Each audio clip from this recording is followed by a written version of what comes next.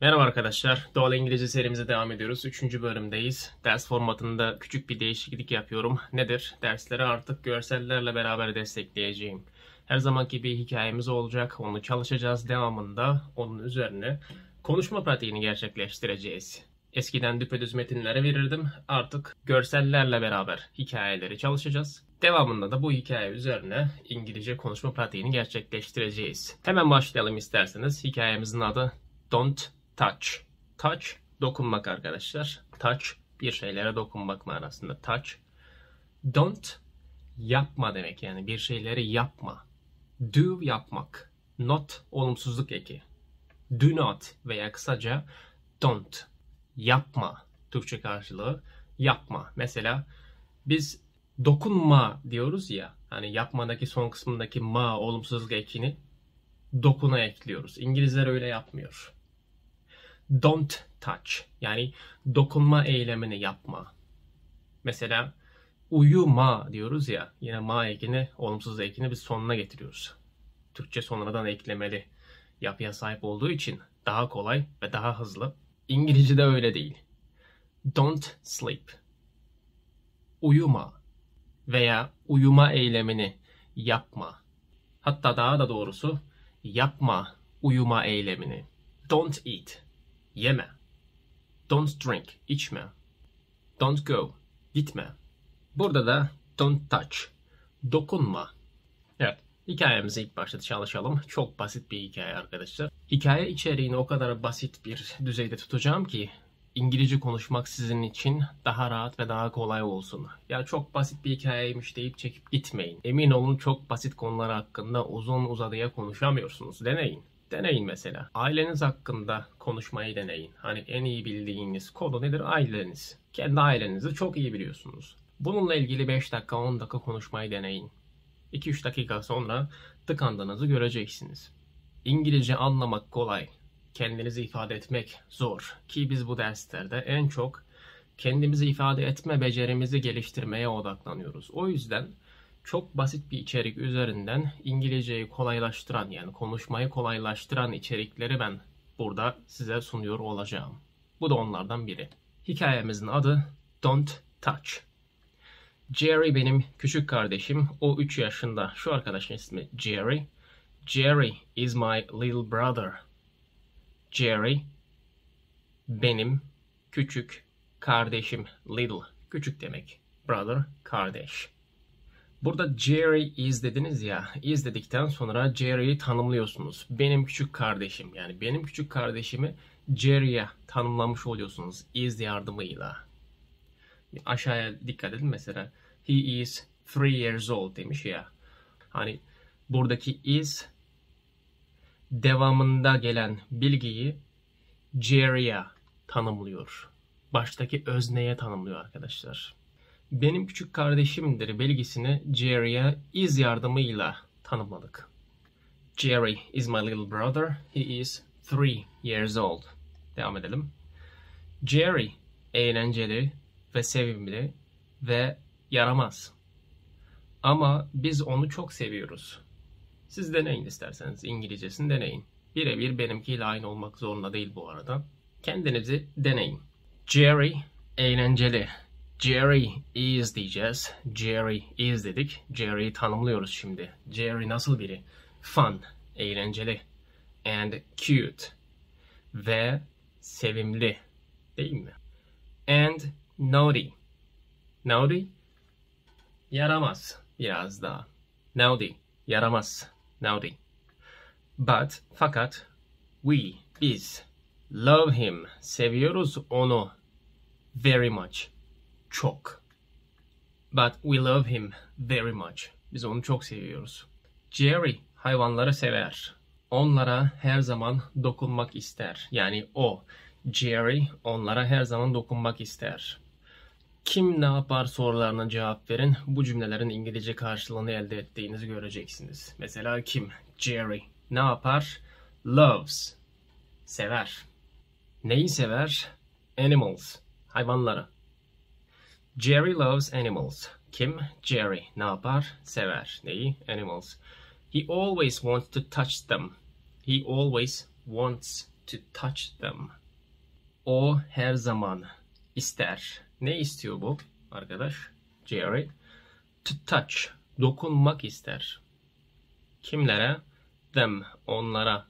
Ve ablası da diyor ki oh no Jerry, don't touch. Hayır Jerry, dokunma. Şimdi burada şöyle bir şey aklınıza gelebilir arkadaşlar. Biz neden burada is kullandık da burada kullanmadık? Şurada da kullanmadık, burada da kullanmadık. Neden diye bir soru aklınıza gelebilir. Şimdi arkadaşlar dikkat edin. Bakın burada fun, eğlenceli, cute, sevimli, naughty, yaramaz. Bunların hiçbirisi fiil değil. Yemek, içmek, gitmek, gelmek, uyumak gibi bir eylem barındırmıyor kendi içerisinde. Hareket yoksa, fiil yoksa emizar kullanmanız gerekiyor. Mesela burada we love him derken we are love demiyor ya. Sebebi şu. Love, sevmek, bir fiil var. Fiil olduğu için burada emizar yok. Aynı şekilde burada da mesela Jerry is değil, Jerry loves. Neden? Çünkü fiil var. Sevmek fiili var. O yüzden biz burada emizar kullanmadık. Burada da aynı şekilde mesela wants. İstemek fiili. He always wants veya he wants. Yani he is wants falan değil. O şekilde olmaz. Cümlede fiil varsa am, is, are yok. Bu sadece present simple için geçerli arkadaşlar. Geniş zamanda geçerli olan bir kuraldır. Anne bugün birkaç yengeç satın alır, onları mutfağa koyar. Kim? Anne ne yapar? Satın alır. Hadi deneyin. Anne satın alır. Ne satın alır? Yengeç. Onları mutfağa koyar. Onları mutfağa koyar. Kim? O. Ne yapar? Koyar. Neyi? Onları. Nereye? Mutfağa. İlk baştaki kim ne yapar sorularını hallederseniz direkt İngilizcesini elde edebilirsiniz bunların. Anne bugün birkaç yengeç satın alır, onları mutfağa koyar. Today, bugün. Today sonra da koyabilirsiniz. Hiç problem değil arkadaşlar. Today, mom buys. Anne satın alır. Ne satın alır? Some, birkaç. Crabs. Birkaç yengeç. Anne bugün birkaç yengeç satın alır. She puts them in the kitchen. O koyar onları nereye? In the kitchen. In. İçinde yani mutfağın içine koyuyor değil mi yani? Mutfağın içindeyiz zaten. Mesela ben odamın içerisindeyim. I am in my room. Burada da in the kitchen. Mutfağın içine. Burada neden the kullandık derseniz arkadaşlar, bu mutfaktan bahsediyoruz. Benim mutfağımdan değil, sizin mutfağınızdan değil, herhangi bir mutfaktan değil. Bu mutfaktan, yani bu resimde gördüğünüz mutfağa koyuyor. The burada spesifik bir alan belirtiyoruz arkadaşlar. Belirli bir mutfaktan bahsediyoruz. Bu mutfaktaki olaydan bahsediyoruz. O yüzden the kullanıyoruz. Don't touch the crabs, Jerry. Don't touch. Annesi uyarıyor. Dokunma yengeçlere, Jerry. Dokunma. Tabii ki bu yaştaki çocuğa bir şeye dokunma dersen gider ona dokunur. Onlardan birisi de bendim arkadaşlar. Kızgın yağa elimi sokmuşum bu yaşlarda. 3-4 yaşlarında. Ben hatırlamıyorum ama annem söylüyor. Bu yağa dokunma demiş, kızgın yağ. Gitmişim elimi sokmuşum. Yani ne yapalım? Don't touch the crabs. Yengeçlere dokunma. Jerry 4 yengece bakar. Yengeçler kahverengi. Onların büyük kıskaçları var. Kim ne yapar sorularına cevap verin arkadaşlar. Kim? Jerry. Ne yapar? 4 yengece bakar. Yani Jerry bakar. 4 yengece demeniz gerekiyor. Jerry looks. Jerry bakar. Nereye bakar? At the 4 crabs. Jerry looks at the 4 crabs. Jerry 4 yengece bakar. The crabs are brown. The crabs, yengeçler, kahverengi. Bakın burada fiil olmadığından dolayı are kullandık. Kahverenginden bahsediyoruz. Onların rengi kahverengi. They have big claws. They have big claws. Onlar sahipler büyük kıskaçlara. Claws. Claw, kıskaç. Claws, kıskaçlar. Çoğul. Özellikle şu cümleye dikkatini çekmek istiyorum. They have big claws diyor ya. Onlar sahipler büyük kıskaçlara. Şimdi İngilizler sahiplik fiilini kullanmayı tercih eder. Mesela benim 2 kardeşim var diyorum ya. Biz var demeyi tercih ediyoruz. Dilin kültürünün gereği bu arkadaşlar. İngilizler bunu sahiplik fiiliyle tanımlamayı tercih ediyorlar. I have 2 brothers veya I have 2 sisters. Bu cümlede biz onların büyük kıskaçları var derken İngilizler onlar büyük kıskaçlara sahip demeyi tercih ediyorlar. İki dilin farklı kültürleri bunlar. They have big claws. Jerry yengeçlere dokunmak ister. Olamaz. Bir yengeç Jerry'nin parmağını kıskaçıyla kıstırıyor. Jerry ağlıyor. Hemen kim ne yapar sorularına cevap verelim. Bu cümlelerin İngilizce karşılığını çok rahat bir şekilde elde ettiğinizi göreceksiniz. Kim? Jerry. Ne yapar? İster. Jerry wants değil mi? Jerry wants. Ne istiyor? To touch. Dokunmak istiyor. Jerry wants to touch the crabs. Yengeçlere dokunmak istiyor. Ablası ne diyor? Be careful. Dikkat et. Dikkatli ol. Be careful. Be careful, Jerry. Dikkatli ol, Jerry. Don't touch. Dokunma diyor. Ama bizim çocuk gidiyor. Diyor ki the shells are hard. The shells. Kabukları. Shell. Kabuk demek arkadaşlar. Yani kabukları sert. Hard. Sert. The claws are hard too. Kıskaçları da. Bakın da. Too. İşte kıskaçları da sertmiş falan diye çocuk dokunmaya başlıyor tabii ki. Olamaz. Bir yengeç Jerry'nin parmağını kıskacıyla kıstırıyor. Kim? Bir yengeç. Ne yapıyor? Kıstırıyor. Nedir? A crab. Bir yengeç. Pinches. Kıstırmak. Pinch. Kıstırmak. Çimdiklemek böyle. Çimdiklemek anlamına geliyor. Sıkıştırmak anlamına da geliyor arkadaşlar. A crab pinches Jerry's finger with its claw. Bir yengeç kıstırıyor Jerry'nin parmağını kıskacı ile. Yani onun derken bunu kastediyoruz. Yengeç kıskacıyla Jerry'nin parmağını kıstırıyor. Jerry cries. Jerry ağlıyor ya da ağlar.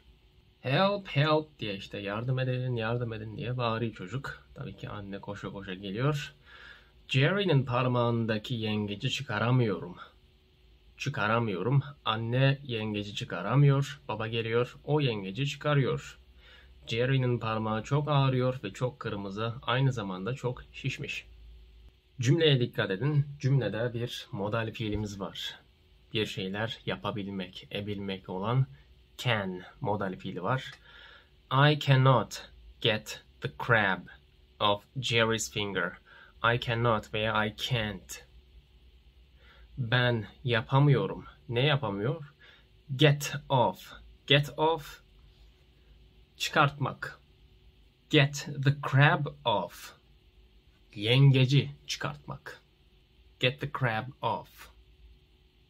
Yengeci çıkartmak. Get the key off. Anahtarı çıkartmak mesela. Yani sıkışıp kaldığını düşünün. Anahtarı çıkartamıyorsunuz. Örneğin hand. Hand. Eliniz bir yere sıkışıp kaldı. Onu çıkartamıyorum demek için nasıl söylemeniz gerekiyor? Get my hand off değil mi? I cannot get my hand off. Elimi çıkartamıyorum. I cannot get my finger off. Parmağımı çıkartamıyorum. Nereye soktuysanız artık. Burada da I cannot get the crab off Jerry's finger. Ben çıkartamıyorum yani yengeci çıkartamıyorum. Nereden? Jerry'nin parmağından. Bakın bu sahiplik şeyi. Jerry'nin. Mesela Bahrom's dersek Bahrom'un yani benim sahiplik belirtiyoruz. Mom cannot get the crab off. Mom cannot get the crab off. Anne yengeci çıkartamıyor. Mom can't get the crab off. Dad comes. Dad comes. Baba geliyor. He gets the crab off. O yengeci çıkartıyor. He gets the crab off. Jerry'nin parmağı çok ağrıyor. Bakın Jerry'nin burada yine bir sahiplik. İki olan bu s takısı var. Jerry's finger. Jerry'nin parmağı. Jerry's finger is very sore and very red. It is also very fat. Buradaki sore fiil değil arkadaşlar. Ağrılı. Yani çok ağrılı, çok ağrıyan manasında. Nasıl? Çok ağrılı. Yani parmağı çok ağrılı. Nasıl? Mutlu, üzgün, ağrılı, acılı. İşte onun gibi. Burada da sore, ağrılı manasında yani. Parmağı çok ağrılı ve çok da kırmızı. It is also, aynı zamanda very fat. Çok şişik ya da şişman. Devam edelim. Anne akşam yemeği için yengeç pişiriyor. Şimdi onlar da kırmızı. Jerry yemek çubuklarıyla yengecin pençesini çimdikliyor. Biz hep birlikte gülüşüyoruz. Ama Jerry hayvanlara dokunmayı hala seviyor. Kim ne yapıyor? Kim? Anne. Ne yapar? Pişirir. Ne pişirir? Yengeç. Mom cooks the crab. Mom cooks the crabs for dinner.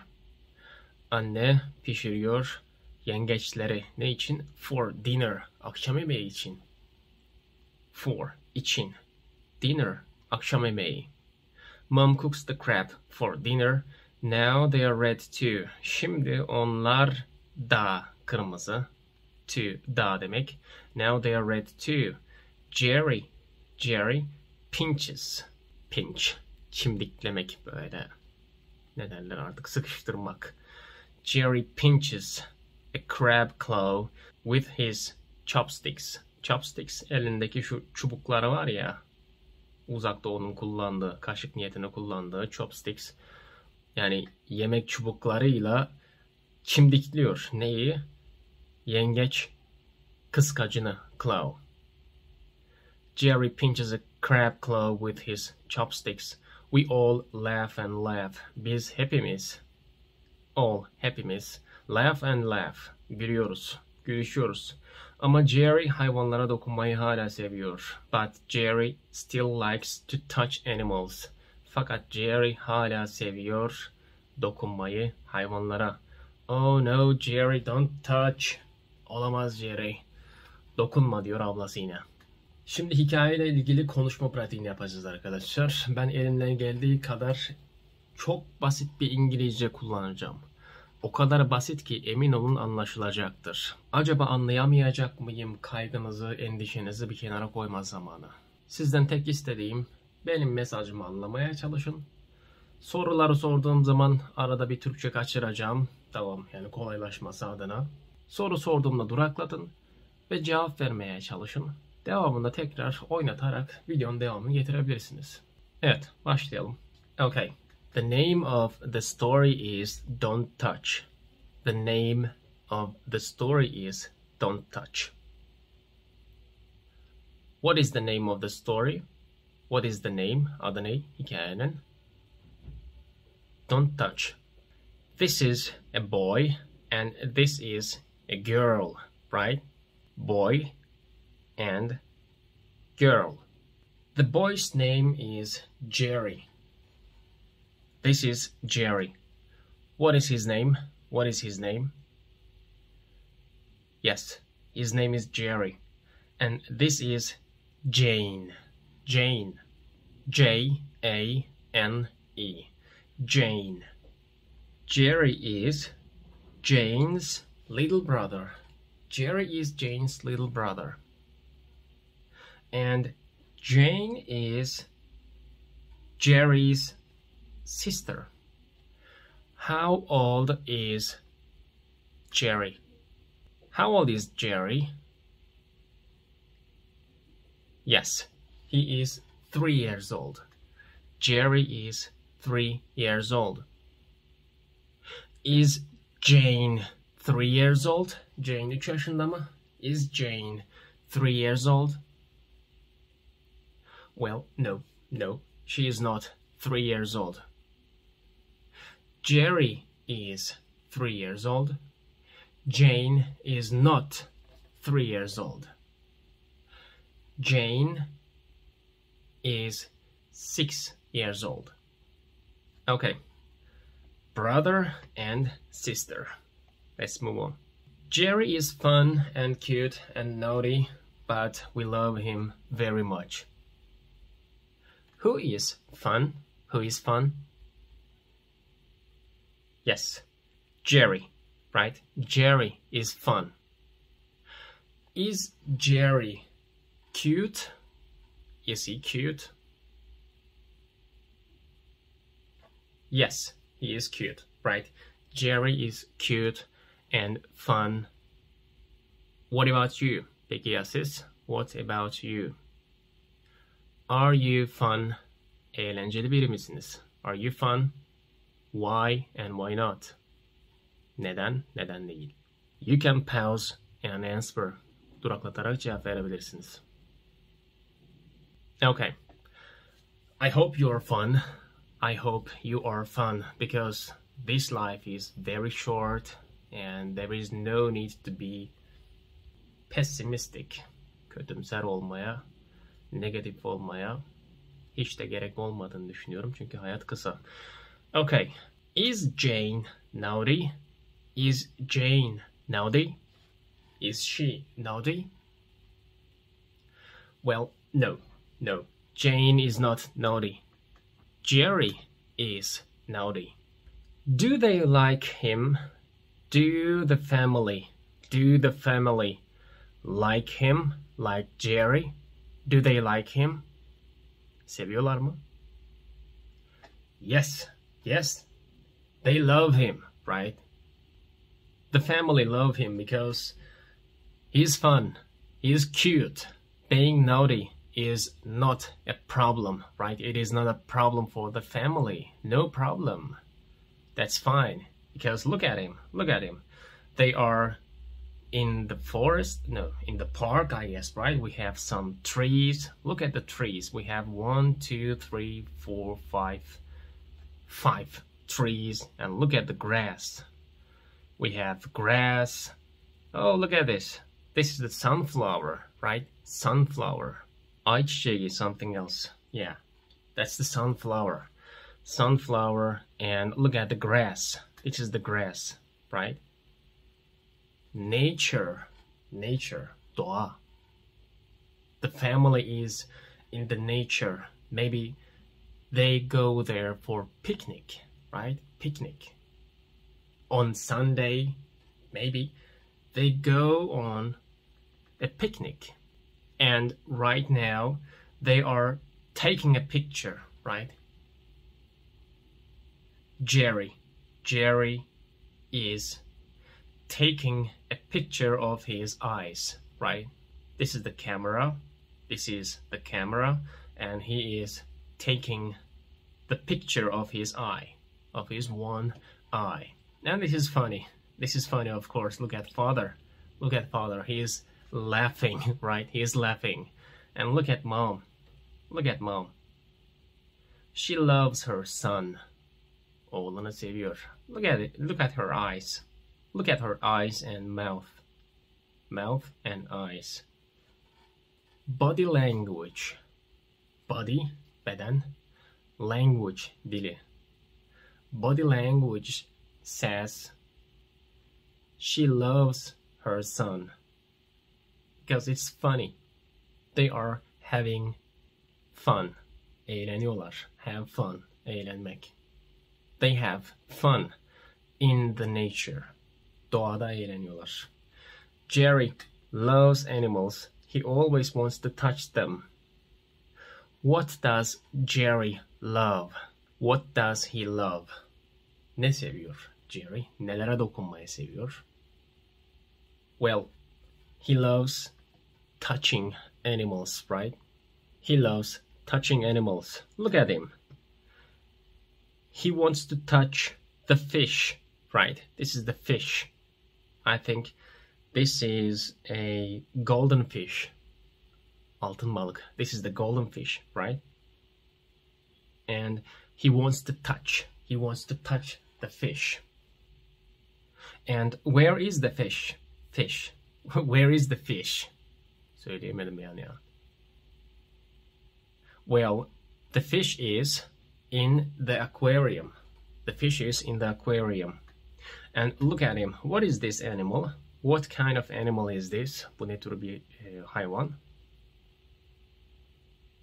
Well, this is a lizard, right? This is a lizard. Bu bir kertenkele, I guess, right? This is the lizard. And he wants to touch the lizard.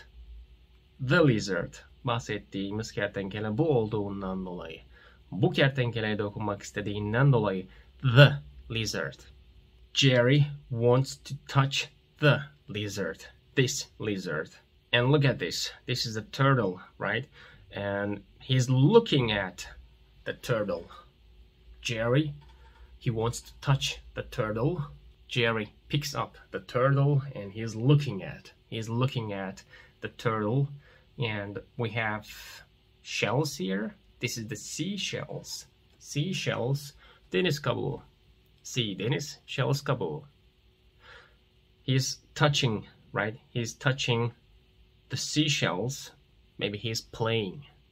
And the last one, he climbs on the tree. Ağaca tırmanmış. He climbs on the tree and he picks up a caterpillar. Caterpillar, turtle. So, one more time. What does Jerry like to do? What does he like to do?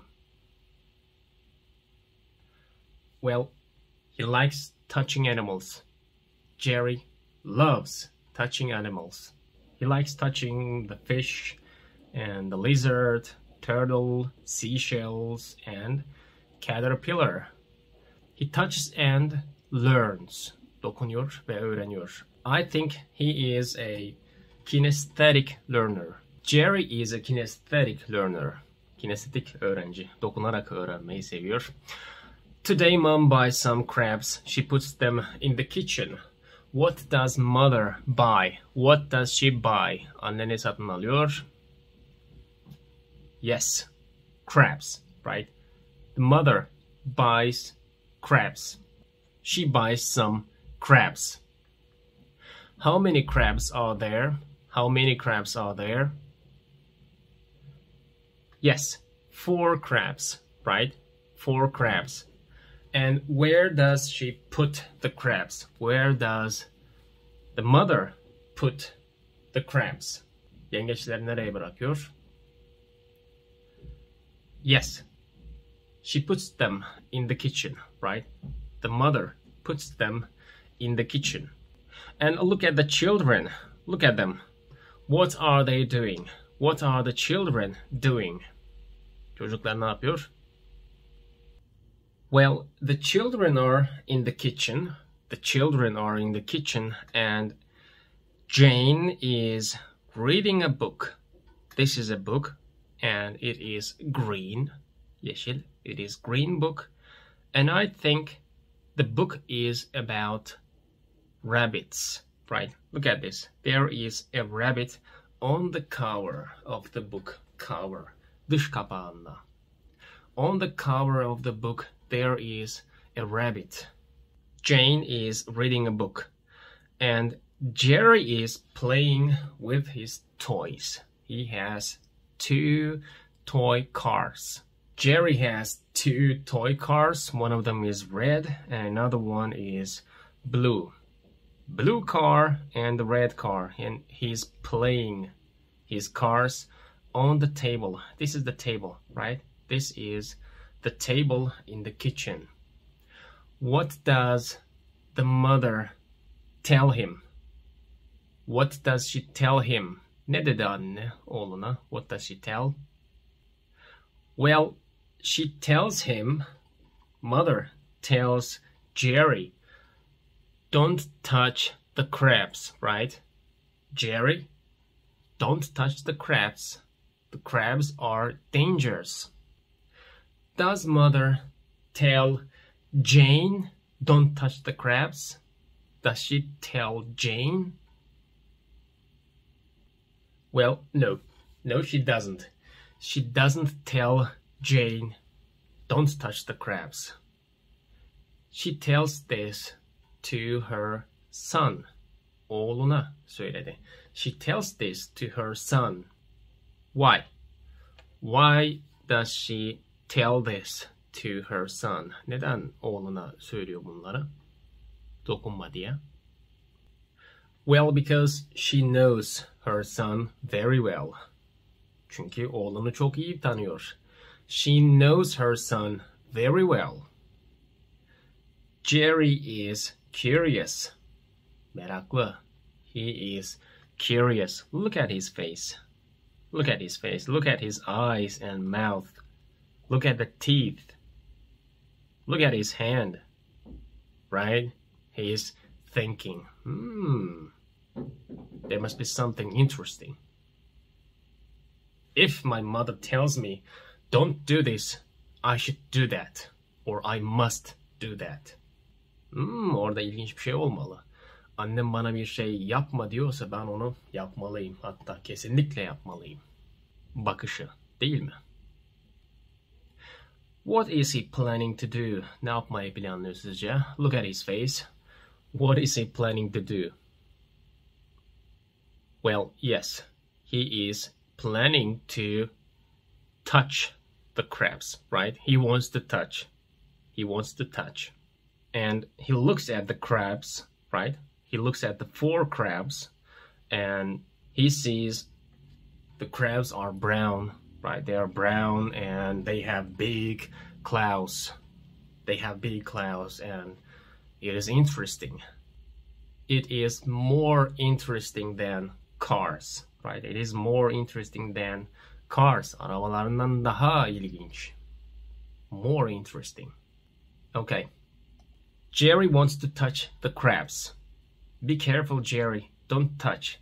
The shells are hard. The claws are hard too. Oh no. A crab pinches Jerry's finger with its claw. Jerry cries. Okay. Look at this picture. Look at here. What is happening? Burada neler oluyor? What is happening?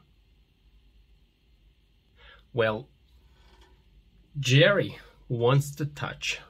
Jerry wants to touch the crabs. And his sister Jane says, be careful, Jerry. Be careful. Don't touch. It is dangerous. The crabs are dangerous. Is Jerry afraid of the crabs? Afraid of, korkmak. Jerry yengeçlerden korkuyor mu sizce? Is he afraid of the crabs? Well, no, he's not. He's not afraid of the crabs, right? He thinks that the shells are hard. And look at this. These are the shells, right? The shells are hard and the claws are hard too. What is hard? Sert olan ne? What is hard? Yes, shells and claws. Claws and shells. They are hard. They're not soft. Soft, yumuşak. Okay. Look at here. Why is he crying? Why does Jerry say, help, help? Why does he say this? Why? Why is he asking for help? Why? Neden yardım istiyor? Well, because a crab pinches Jerry's finger, right? A crab pinches Jerry's finger, and that's why he's crying, because it hurts, right? It hurts. Acıtır. Hurt. Acıtmak. It hurts. That's why he is crying. Do you think mother and sister, they are happy? Are they happy? Well, no, they are not happy. They're not happy for this. Look at their face. They are worried, right? They are worried. Worried, endişelenmek, kaygılanmak. They are worried about Jerry's finger. Look at the sister. She doesn't know what to do. Ne yapması gerektiğini bilmiyor. She doesn't know what to do. She wants to help, but she can't. Mother wants to help, but she can't do anything. Because the crab pinches the finger of Jerry very hard. Okay, let's see. I cannot get the crab off Jerry's finger. Mom cannot get the crab off. Dad comes. He gets the crab off. Jerry's finger is very sore and very red. It is also very fat.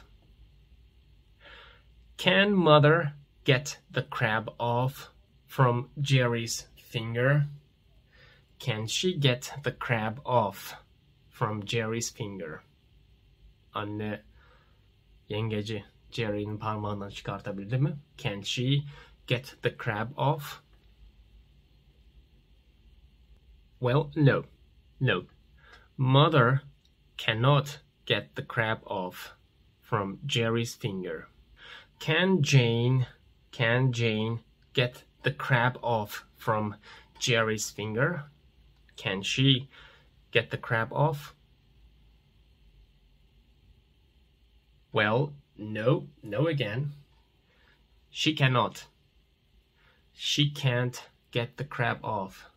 Jane cannot get the crab off from Jerry's finger. Then who get the crab off from Jerry's finger? O zaman Jerry'nin parmağından kim çıkarttı o yengeci? The father, right? The father get the crab off from Jerry's finger. Do you think Jerry is okay now? Do you think he's okay now? Sizce şu anda Jerry iyileşti mi, iyi mi? Well, no. He's not okay. He is crying, right? He is screaming, bağırıyor, ağlıyor. Maybe he is shouting. Because his finger, look at his finger is very sore and red. And it is also fat, right? It gets fat, red, very sore. He's not okay. He is not fine. Look at his sister, Jane. She brings some first aid kit or first kit, something else. First aid kit, ilk yardım çantası. This is a first aid kit. The whole family trying to help, trying to take care of Jerry. Bütün aile Jerry'e yardım etmek istiyor, ona bakmak istiyor. Take care, bakmak. Okay, one more time. Tekrar. What is happening here? Burada neler oluyor? Describe me, bana tanımlayın. Yes. The father get the crab off from Jerry's finger, and Jerry is still crying because this is the big problem. Look at his finger. It is very sore and red and also fat. And in here, all the family, the whole family, trying to take care of Jerry. His sister brings first aid kit, and mother and father, they are trying to calm down, sakinleştirmek, trying to calm down Jerry. I hope he will be fine. Umarım o iyileşecektir. Okay. Mom cooks the crabs for dinner. Now they are red too. Jerry pinches a crab claw with his chopsticks. We all laugh and laugh, but Jerry still likes to touch animals. What do they eat for dinner? Akşam yemeğinde ne yemek yiyorlar? what do they eat for dinner? Yes, they eat the crabs, right? And what's the color of the crabs? Red. Yes, they are red. Are they still brown? Hala kahverengi mi? Are they still brown? Well, no, they are not. The mother cooks them. And that's why right now they are not brown, they are red. We have 1, 2, 3, 4 red crabs. What does Jerry do? What is he doing here? Look at him. What is he doing? Well, he pinches, right? He pinches a crab claw with his chopsticks. Look at this. These are the chopsticks, right? Mostly Asian people, Asya insanı, Asian people, they use chopsticks while they are eating something. Chopsticks. And Jerry pinches. He pinches a claw with the chopsticks. And is it funny for the family? Aile için bu komik mi? Yes, it is funny. It is funny for the family. And they laugh, right? They laugh and laugh. Why do they laugh? Neden güldüler? Why do they laugh? Well, because Jerry, this time, he pinches the claw. That's why. Kıskaçları bu sefer o. Çimdiklerinden dolayı. But Jerry still likes to touch animals. Does Jerry stop touching animals? Well, no. No, he doesn't. He doesn't stop touching animals. He still likes touching animals. What is he touching right now? Look at this picture. What is he touching? Yes, he is touching some street dogs, right? We have 2 dogs here, and he likes touching it. Is Jane happy? Is she happy with this? Mutlu mu Jane sizce? No, she's not. She's not happy. Jane is not happy with this. She says, "Oh no, Jerry, not again. Stop touching. Don't touch.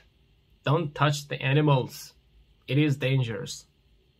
This time, maybe these dogs can bite him, right? Bite, ısırmak. But I think these dogs are lovely, right? I think they are lovely.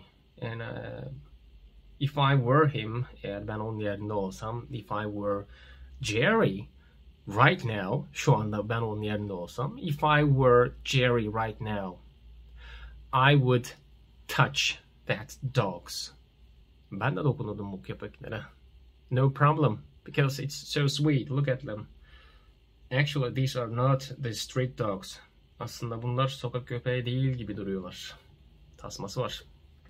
Evet, şimdi arkadaşlar hikayenin sonu burası. Ödev şu. Bu hikayeyi Jerry'nin gözünden anlatın. Jerry'nin gözünden anlatın arkadaşlar. Siz kendinizi Jerry'nin yerine koyun ve onun gözünden anlatın.